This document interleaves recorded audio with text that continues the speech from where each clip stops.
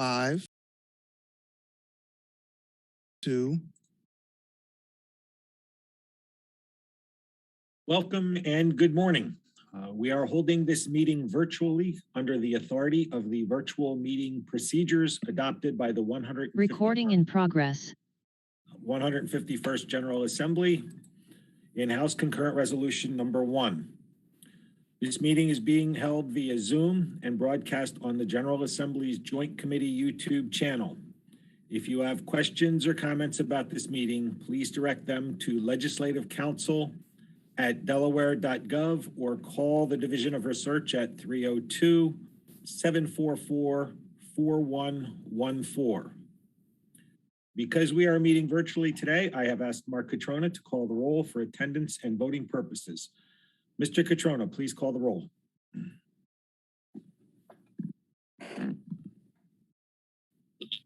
Good morning. Calling the roll, Representative Dukes. Present. Representative Dukes, present. Senator Hawker. Present. Senator Hawker, present. Senator Lockman. Present. Senator Lockman, present. Representative Longhurst. Present. Representative Longhurst, present. Representative Mitchell. Representative Mitchell, absent. Senator Pettyjohn. Present. Senator Pettyjohn, present. Mr. Speaker. Present.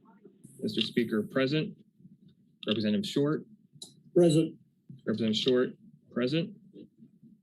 Mr. Pro Tem. Present. Mr. Pro Tem, present. Senator Townsend. Present. Senator Townsend, present.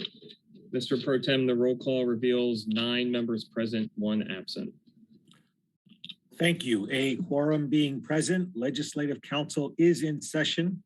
Before we begin, I want to note that I have verified the identity of each member of council to my satisfaction. With that said, the first order of business is the approval of the September 15, 2021 meeting minutes. They were included in an attachment sent to all members. Is there a motion to approve the minutes? So moved. Second. I have a motion and a second. Mr. Catrona, will you please call the roll? Certainly. Representative Dukes. Yes. Representative Dukes, yes. Senator Hawker. Yes. Senator Hawker, yes. Senator Lockman.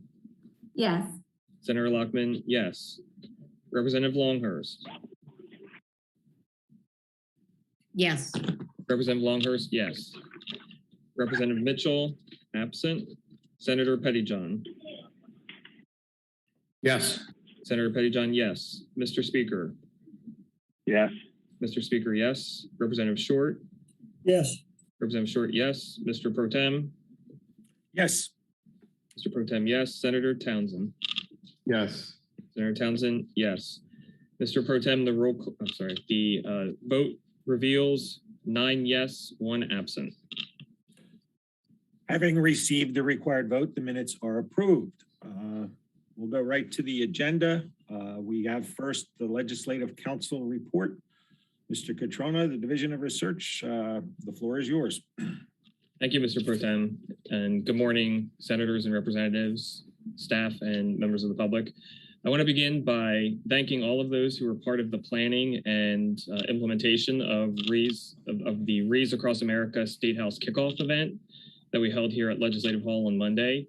I would especially like to thank the Delaware National Guard, the Delaware Commission of Veterans Affairs, the Division of Facilities Management, the Division of Communications, Colonel Matthew Hussman, the commander at Dover Air Force Base, and his staff, the Delaware Patriot Guard, the Gold Star mothers and Gold Star families, the governor, lieutenant governor, the pro tem, Senator Ennis, and Joshua Maddox, the executive director of the Veterans Commission, who all spoke, commemorating the day and focusing us all on the 3 pillars of Rees Across America, which is remember, honor, and teach. I also want to thank Representative Short and Representative Carson for helping us lay wreaths at the monuments here at Legislative Hall, and Representative Short's grandchildren. It was great to see them. Finally, I want to thank Mr. Dave Skosic for his MC services again, and of course, Kalenda Marker, my assistant. I couldn't do this without her great work and attention to detail. And I think after the hiatus in 2020, this was a successful event, and we're looking forward to hosting again in 2022 and seeing everyone there. Wanted to note that while we will not be holding while the division will not be holding its annual legislative drafting training for legislative attorneys and other legal staff, we are working on putting the finishing touches on an update to the NCSL Notable Documents Award-winning legislative drafting manual. We hope to have copies available to legislators and staff in the coming weeks. There are a few staffing updates I want to provide. We are working with the Department of Human Resources on the creation of the Delaware Code Editor position approved at the last council meeting, and hope to have updates at the next council meeting. While we ultimately did not find a candidate for the temporary contractual legislative attorney position you approved at the last meeting, we do appreciate the opportunity to use this to bridge the gap that we had and hope that that's something that's available in the future. We're excited to announce the hiring of Benjamin Cowell to fill the vacancy in our research analyst position. Ben comes to us from a recent tour as a law clerk of Judge Marty Pyatt of the Family Court in Kent County. He's got excellent research and writing skills we've already put to great use. Feel free to stop by to welcome Ben or reach out with any research needs. And I'd note, we also got Holly, the deputy, from being clerk for Judge Pyatt. So he's got big shoes to step into in that regard. Finally, you know I'm a big fan of statistics, and so I wanted to share the latest number of interest from the Division of Research. That number is 47. Might feel a little bit like Sesame Street, the number of the day being 47 perhaps. That is the number of 47 is the number of regulations the Registrar's Office published in the month of November, and that marks a record for the office. 47 may not seem like a lot without knowing that these 47 regulations are usually 10, 30, 50, or even hundreds of pages in length. They require meticulous review and back and forth with state agencies to get them in publishable form. That then requires meticulous inputting into our kind of antiquated electronic system, which the office is working with a contractor to update. And this all must be done in a short amount of time. All the regulations must be submitted to the registrar's office by the 15th of the month. And then the registrar must publish them by the 1st. And this number, 47, dwarfs what is kind of typical for the office, which is somewhere in the 20s and 30s.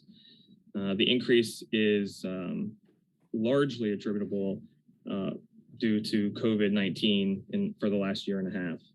All this work is done by 3 division staff: Yvette Smallwood, our registrar, Erica Schrader, our assistant registrar, and Vicki Schultes, our administrative assistant, who are tasked with, in addition to that work with the register, publishing the administrative code, laws of Delaware, municipal charters, and the Delaware Constitution and Code.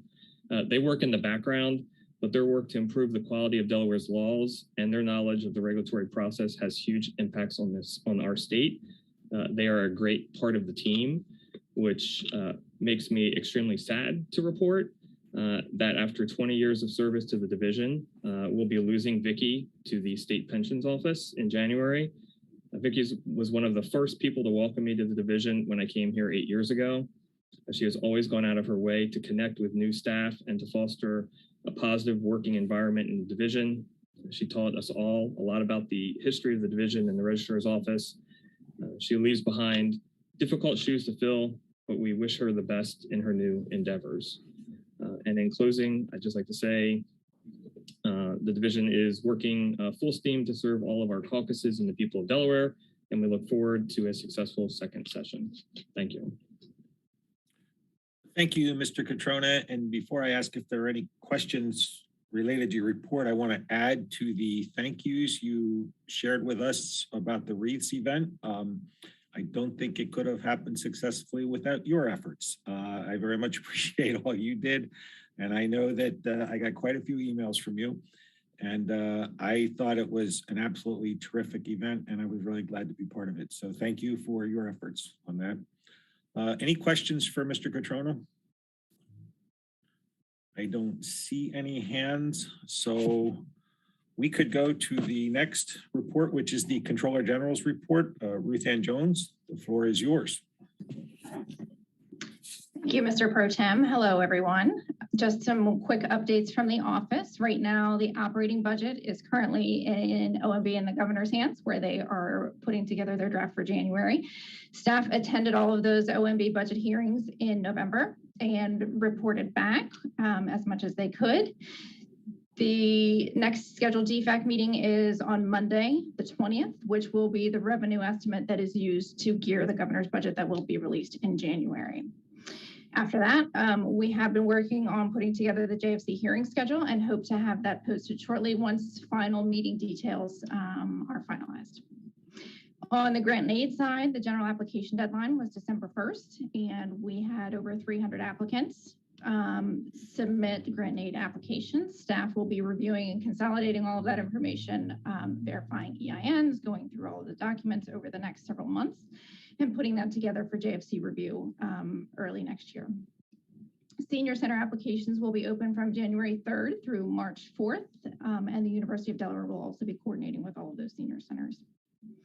On the capital budget side, staff is coordinating with OMB and the bond bill chairs. We do have a need to hold a mini bond meeting in January, and so we will be scheduling that hopefully maybe the first or second week of legislative session so that we can get the bill moved through the chambers before the JFC break.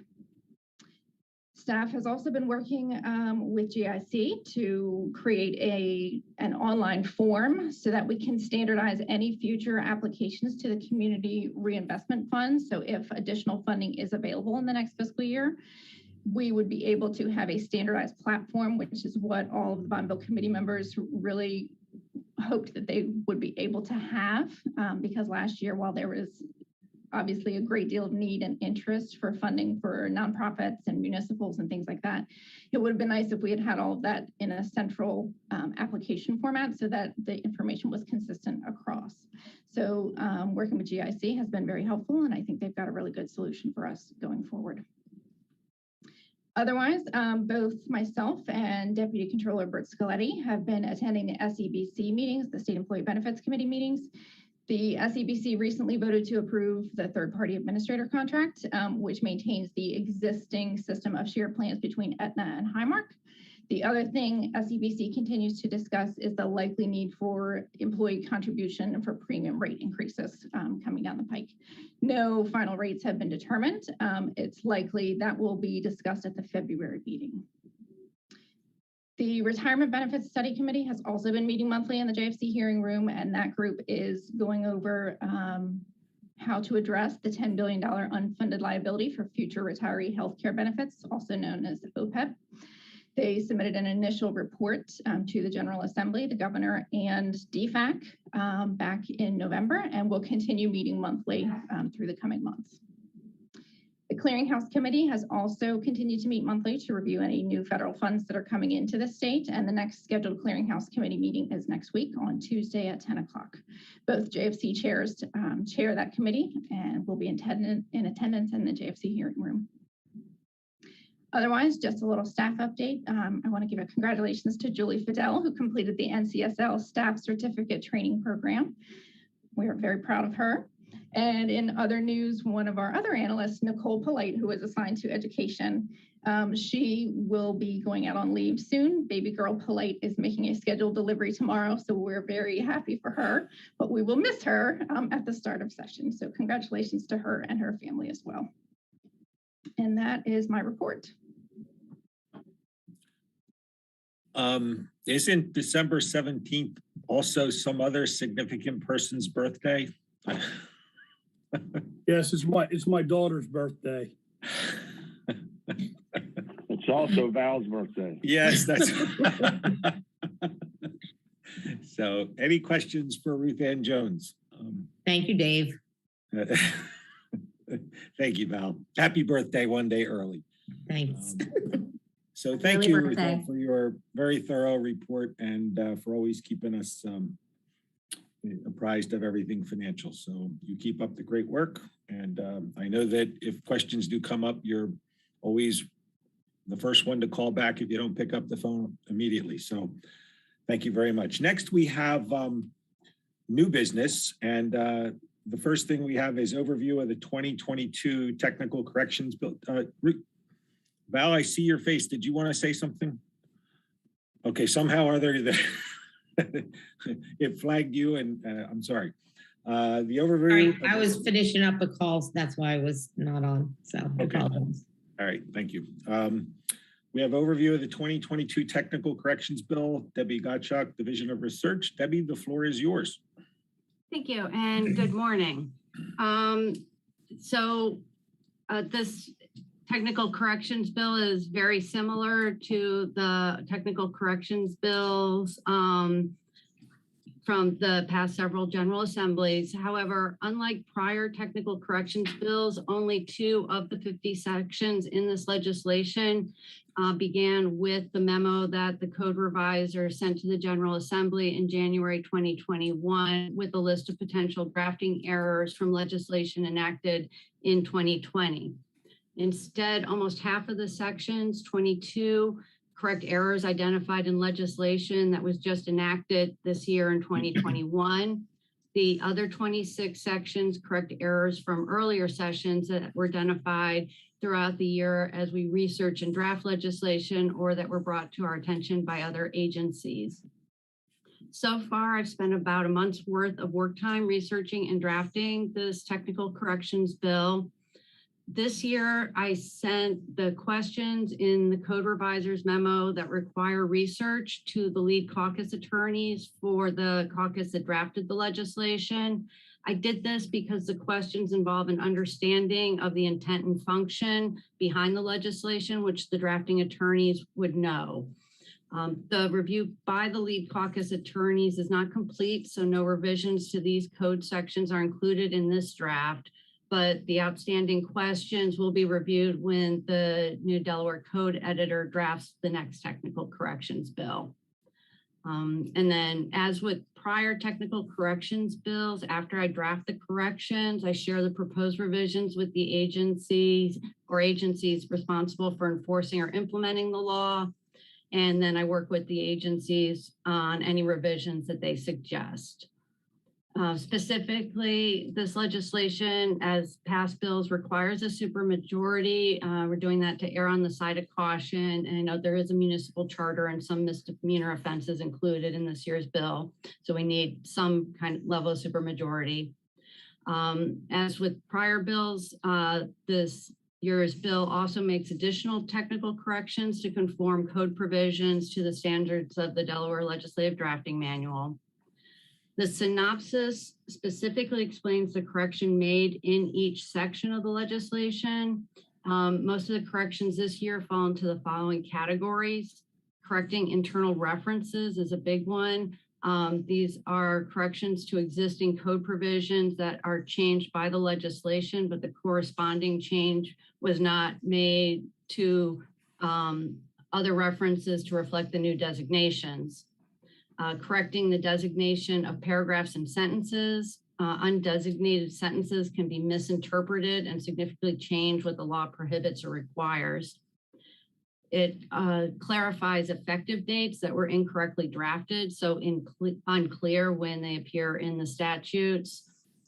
Correcting names of agencies and correcting errors that were made because of incorrect strike-through underlining. Happy to answer questions if there are any, and otherwise we're requesting that Legislative Council approve the release of this draft technical corrections legislation as a House bill with all council members as sponsors, as in the past, with the understanding that minor revisions may be made to correct errors identified when it is proofread or that are brought to our attention by agencies. Mr. Chair, Mr. Speaker. I would like to make a motion unless somebody has something else they want to say. I see no hands raised. I would move that Legislative Council approve the release of the draft technical corrections legislation as a House bill with all council members as sponsors, with the understanding that minor revisions may be made to correct errors identified when it is proofread or that are brought to the division's attention by affected agencies or others.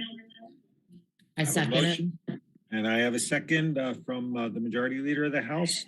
Mr. Catrono, will you please call the roll? Yes. Representative Dukes. Yes. Representative Dukes, yes. Senator Hawker. Yes. Senator Hawker, yes. Senator Lockman. Yes. Senator Lockman, yes. Representative Longhurst. Yes. Representative Longhurst, yes. Representative Mitchell, absent. Senator Pettyjohn. Yes. Senator Pettyjohn, yes. Mr. Speaker. Yes. Mr. Speaker, yes. Representative Short. Yes. Representative Short, yes. Mr. Pro Tem. Yes. Mr. Pro Tem, yes. Senator Townsend. Yes. Senator Townsend, yes. Mr. Pro Tem, the roll call reveals 9 yes, 1 absent. Having received the required vote, the motion passes, and I did find my gavel. So, next we have overview of the Controller General and Code Revisor related legislation. Mark Catrona, Division of Research, and Ruth Ann Jones, Controller General. Who gets the floor first? If Ruth Ann's okay, I'll lead and she can jump in to help answer any questions you may have specifically. If you're following along in the PDF, around page 34 of the PDF, you should see legislation we've prepared related to the Controller General and Code Revisors.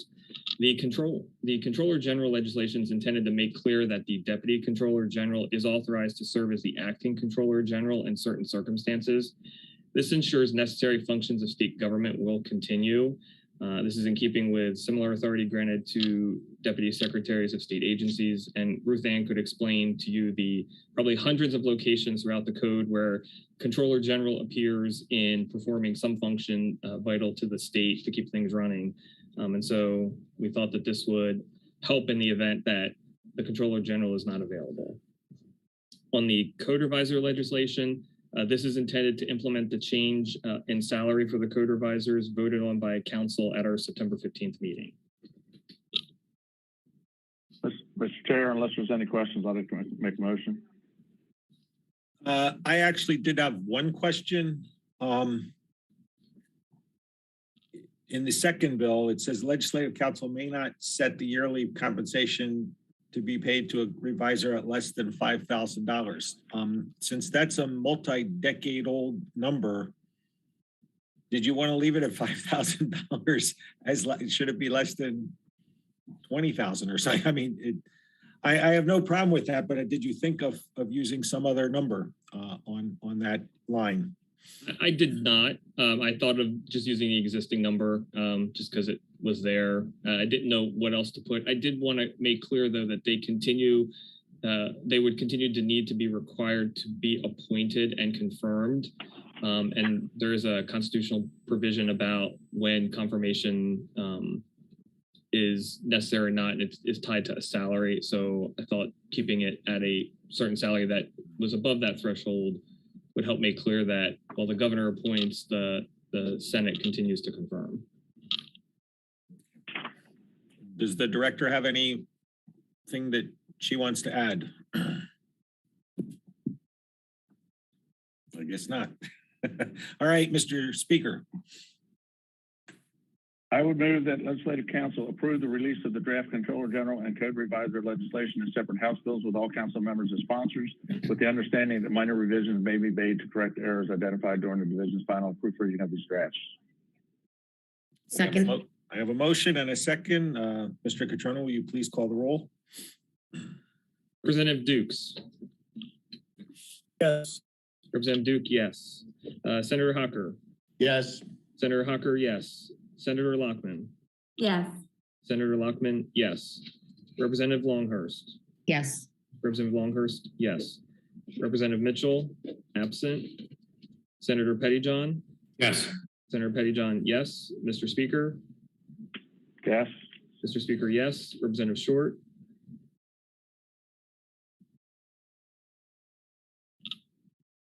Yes. Representative Short, yes. Mr. Pro Tem? Yes. Mr. Pro Tem, yes. Senator Townsend?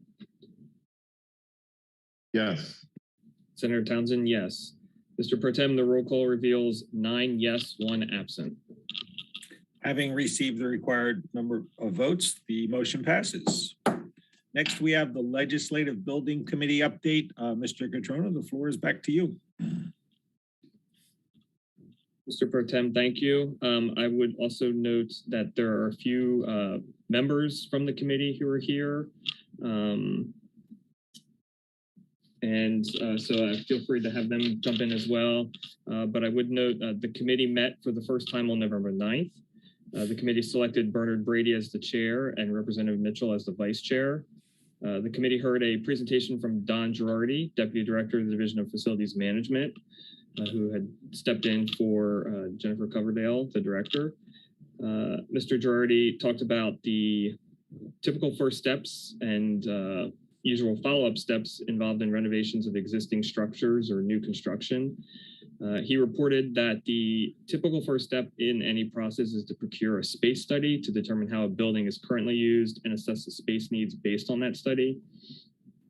The committee asked Mr. Girardi questions and ultimately made a motion to request Facilities Management procure a space study of Legislative Hall. Facilities Management has hired Studio Jade, who has done prior architectural and engineering work in Legislative Hall, to conduct the space study. Facilities Management provided Studio Jade with building plans for Legislative Hall, and Studio Jade plans to conduct an initial walkthrough on December 29th to better understand the existing usage based on what was provided by Facilities Management in the plans.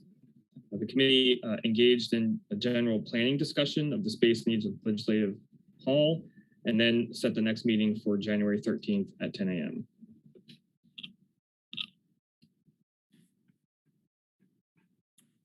Okay. Any other comments on the Legislative Building Committee from any of the other members? Great. All right, then we can move on to items D and E. Go ahead, Mr. Speaker. I think we have a motion that's in order. I move that we enter executive session to further discuss the contents of documents excluded from the definition of a public record. Quote, under $29C10002, what is that, little A something? 17A, as these documents could jeopardize the security of Legislative Hall, and that the following individuals join us during executive session because they have a relationship to the matter to be discussed or are needed to provide assistance to Legislative Counsel. And this list of people that we want in there is the Director and Deputy Director of Division of Research, the Assistant to the Director of Research, Controller General, Director and Deputy Director of Legislative Information Systems, Chief Clerk of the House, Secretary of the Senate, the Chiefs of Staff and Acting Chiefs of Staff for the House and Senate, Majority and Minority Caucuses, Chief Hertzfeld, Major Hunt, and Lieutenant Simpson of Capitol PD, and Ryan Kelly and Bill Hickox of Advantech Security. Second. We have a motion and a second. Mr. Catrona, please call the roll for going into executive session. Representative Dukes. Yes. Representative Dukes, yes. Senator Hocker. Yes. Senator Hocker, yes. Senator Lockman. Yes. Senator Lockman, yes. Representative Longhurst. Yes. Representative Longhurst, yes. Representative Mitchell, absent. Senator Pettyjohn. Yes. Senator Pettyjohn, yes. Mr. Speaker. Yes. Mr. Speaker, Yes. yes. Representative Short. Yes. Representative Short, yes. Mr. Pro Tem. Yes. Mr. Pro Tem, yes. Senator Townsend. Yes. Senator Townsend, yes. Mr. Pro Tem, the roll call reveals 9 yes, 1 absent. Having received the required number of votes, the motion passes. We will now move into executive session.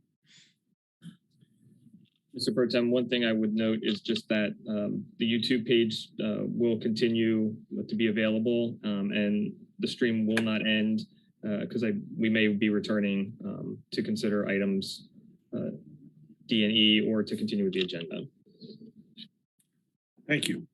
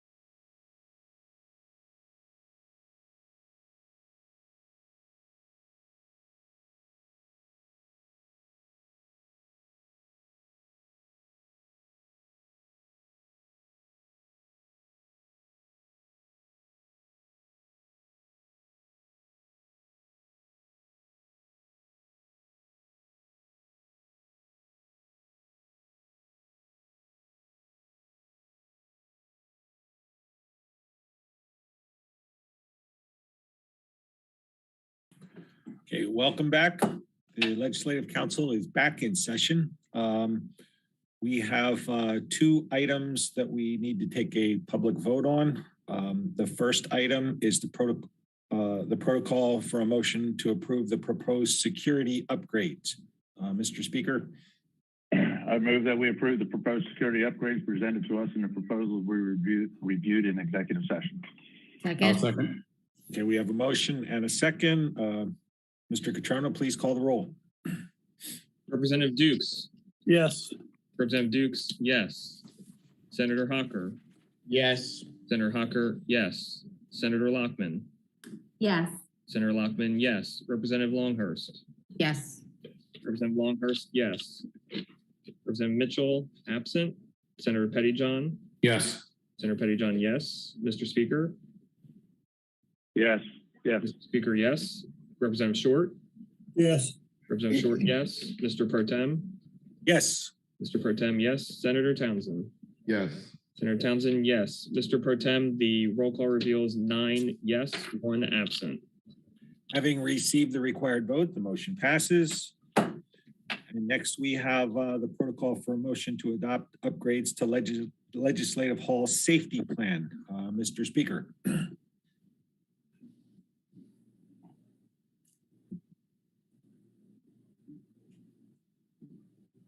Did we inadvertently mute the speaker? I'm here. I move that I'm sorry. I move that we I move that we adopt the updates to the Legislative Hall Safety Plan with the understanding that minor revisions may be made to correct errors identified during the final proofreading of this plan by Capitol Police Center Division. Second. I have a motion and a second. Mr. Catrona, will you please call the roll? Representative Dukes. Yes. Representative Dukes, yes. Senator Hawker. Yes. Senator Hawker, yes. Senator Lockman. Yes. Senator Lockman, yes. Representative Longhurst. Yes. Representative Longhurst, yes. Representative Mitchell, absent. Senator Pettyjohn. Yes. Senator Pettyjohn, yes. Mr. Speaker. Yes. Mr. Speaker, yes. Representative Short. Yes. Representative Short, yes. Mr. Pro Tem. Yes. Mr. Pro Tem, yes. Senator Townsend. Yes. Senator Townsend, yes. Mr. Pro Tem, the roll call reveals 9 yes, 1 absent. Having received the required number of votes, the motion passes. So according to my notes, the additional business that we may have is we need to select a date for the first council meeting of the second session of the 151st General Assembly. It has on my note, perhaps Wednesday, January 19th at noon. I wonder if there's any objection to committing to that date at this point. I don't have any objections to it, but Mark, I'm not sure we need to take a vote on this. I think we just set the date and move on.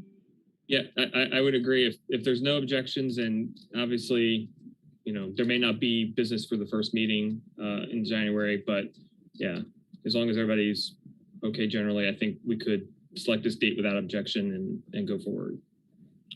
And if it happens to be a snow day, we could do it virtually. If it happens to not, we can do it hybrid. So some people could be in person and some people can be it virtually, including virtually from your office if you're down in Legislative Hall that day, right? Yes. Okay, and I've got a couple kids at home who'll take the snow day, so thanks for the suggestion. They may not be, their snow days may be virtual too, so never know. All right, so we don't need a vote for that. We will pencil that in and stay in touch. So the next Legislative Council meeting is scheduled for January 19th at noon. Do we need a motion to adjourn? Move to adjourn. Okay, we have a motion. If there's no objection, the Legislative Council stands adjourned. Thank you, everyone.